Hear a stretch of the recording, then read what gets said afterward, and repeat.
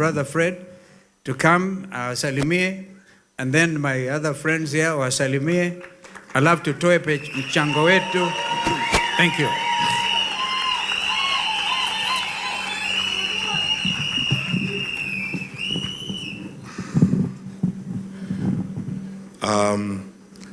Apostle Musili and your dear wife, Bishop Apostle Cecilia, the clergy and the religious leaders who are here today. With the utmost humility, please allow me to make the following brief remarks in this very solemn and very important occasion. My elder brother and my friend, the Honorable Kalonzo Musyoka, I came here because you called me since Thursday, and even when I wanted to find an excuse not to come last night, you still insisted that it is important I come here so that we can worship together. So for that reason, I thank you because you have given me an opportunity to worship. And thank you, Bishop, for the sermon that you preached. I agree with you. And Bishop, I have faith that by the grace of God, that sea is going to be parted and we will walk across as if it is dry land. I thank my dear brothers, Eugene Wamalwa, JB Muturi, and the others for coming with us. And I'll spend the next 2 minutes in this manner. Apostle, I came here under my, accompanied by my colleagues. I know that because of the pressure of time, and I can see we have many guests, some of them may not be allowed to speak, but I came with my MP. The Honorable Patrick Osero is my member of parliament in my constituency called Borabu. So I came with my MP at this function. He can stand and wave. I also came with an elder brother of mine from Kisii called Honorable Mingo Magara, whom you know, who also leads a party called PTP. I also came with another brother, the Honorable Wakili Kibiriti from Kuria East, which is part of us. I came with Honorable Joe Kigara. This is the MCA of President Uhuru Kenyatta from Kiambu, Gasha, and so on. Thank you so much for coming along. I came with my brother Linda Mwananchi and my brother John Kamangu. These wonderful people are Jubilee officials and Jubilee leaders in Nairobi, and I love them so much. And I keep telling everybody in Jubilee in this room, we are one team, the way we are here. Na tunataka kutembea pamoja na hawa ndugu zetu. Hatujajitoa na hatuwezi kujitoa kwa hawa. Lazima tutembee pamoja. Sababu hakuna vile tutafaulu kama hatuungani sisi wote pamoja. Dr. Juliana Kisimbi, I told her that although you are running in Kibwezi, you are our candidate in Kibwezi, but we will again work with Wiper and travel together in Kibwezi and figure out what we can do. Dr. Sipora Katunga, and finally Wakili Mora from Nairobi. There are many Jubilee leaders in this audience. Youth leaders have seen new faith. Many aspirants. I know that our prospective aspirant for governor, Dr. Ben Kinge, is also in the room, and many other people. Tuko, I appreciate you, my dear friends, and I love you, my brothers and sisters. And I think if I have a responsibility as your leader and your presidential candidate, is to keep encouraging that we must play as a team, we must work together as a team. There is nothing this country needs right now as badly as it needs unity, unity of purpose, and people to work together. Now, let me say two things. I really, really wish I had time. I was hoping that I would get enough time in this forum. As always, Apostle Musili, I congratulate you. I have been following you from a distance. I've never come close to you. Today, I had the opportunity of shaking your hand and coming close to you. And listening to you for the time that you have spoken to us, it's abundantly clear to me that you are a very deep thinker and a very deep spiritual leader. And so, given that we are in church, this is the right place to say what I'm about to say.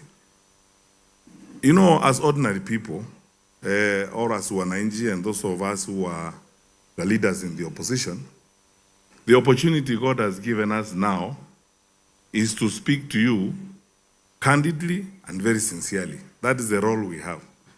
We may not be able to act and do certain things, but I think we have a moral and spiritual responsibility to speak to you very sincerely. Because if there is any waking nightmare I have in my life, it's that question that we read in the Bible, that God will always ask you questions about responsibilities he gave you, whether they're in your family, whether they're in the flock that you read, or whether they are amongst your friends, such as these brothers of mine here in the opposition. And the people of Kenya would like to say this very sincerely, and I'm speaking from church, I will speak from the bottom of my heart. We have a date with destiny as a people in this country. I said yesterday, and I want to repeat it again. I had the privilege of serving as the Minister for Security in Kenya for 5 years. And I understand the security sector in this country like the back of my hand. I can tell from what we are seeing that we are actually losing the country to anarchy and we are sliding to chaos. I mean, people may not admit this and so on, but I want to discharge that responsibility by saying this openly and sincerely to you. We are losing the country. We are sliding to chaos as a country.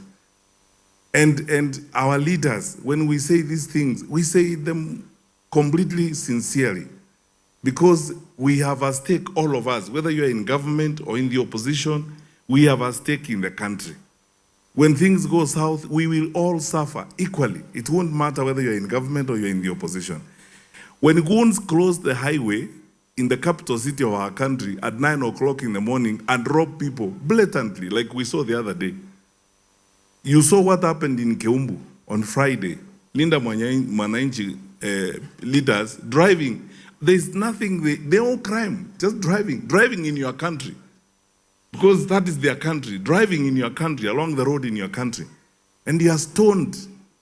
Now, by this morning, 2 people have died as a result of that incident. And the stoning is happening right in the presence of police officers in uniform, across the road from a police station. Do you want to tell me we have a country really? Tunapoteza, we are losing our country. We are sliding to chaos. There are parts of this country, as I speak to you today, you will not go and hold a meeting if you don't pay a group of thugs 200,000 shillings, 100,000 and so on. Crime has been industrialized in our country to an extent that there are structures, who is the commander, who is the leader, and so on and so forth. Supervised by leaders, people who are in office. Because the incident that happened in Keumbu, you cannot tell me, because it's a few kilometers from Kisii town, that the county security team did not know, the county commissioner, the county commander, and the entire security team. Now, I have seen this morning, the police are acting, we will respect them because that is what they are supposed to do. But what do we tell the families that have lost 2 children senselessly in that kind of manner? Those thugs were welding batons, brand new batons, bought for them by a local politician. And surely, if the government has got resources to know, to read your WhatsApp and know that you are criticizing them and abduct you, where are those resources when someone is buying batons and pangas to go and kill Wananchi? Where are those resources? Where is the intelligence when Wananchi are being treated in that kind of manner? Those in government, take advice from me for free. You might feel nice and you are seated in those offices, you are being guarded and so on. It can actually happen, and it will happen. Trust me, that when the country slides to chaos, you will also be a victim of those those problems. So let's do the best we can. And I have followed, and yesterday my staff gave me last night a readout of some of the programs that you have here. Your deputy apostle who is running a program on Voices of Hope and the planned caravan of peace across the country. Actually, Mheshimiwa Kalonzo, when this church runs that caravan of peace across the country, I am willing to participate, and I hope all of you, my brothers in the opposition, will be willing to work with Pastor Apostle Musili on that caravan of peace. So that we preach peace, we preach reconciliation to our country, living together. Finally, and if I had more time, I would speak on this, but I just want to ask all the religious leaders, both those who are here and those who are not here in the country. You have a duty now of trying the best you can to mobilize us and call us back to humanity. Because these senseless killings you are seeing happening here, these abductions and so on, is like actually as a country, we have now entertained a cult that offers human life as sacrifices.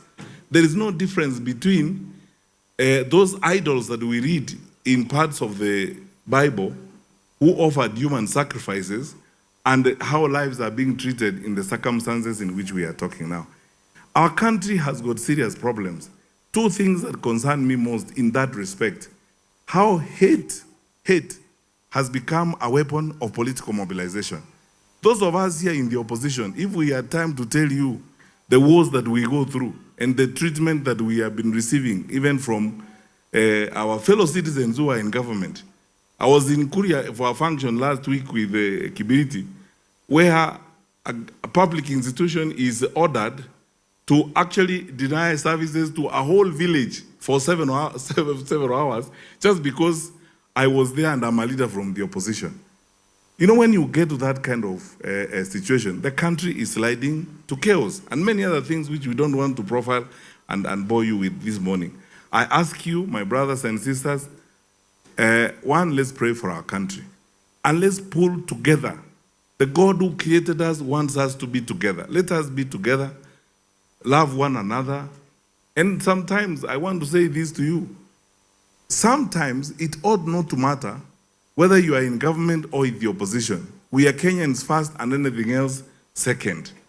So that hatred and that pain with which sometimes we are treated, you know, the government has taken this habit. When you see the things they say, for example, about Kalonzo or something like that, that intense hate, it ought not to be there. Politics is not war, and then elections are not war, so that we must kill people, injure others, abduct others, so that we can survive. We can still live and operate in this society even after we have competed one with another, focusing as we must on developing this country for our children and our children's children. Lastly, I wish you all the best, Apostle. You are doing a fantastic job. We shouldn't take this for granted. This is not just building the country. This is going far out and very, very far away from just building the country to nourishing our souls, caring for our survival, caring for our future, and caring especially for our spiritual future. May the Lord strengthen your hand for the good work ahead, and may God bless you.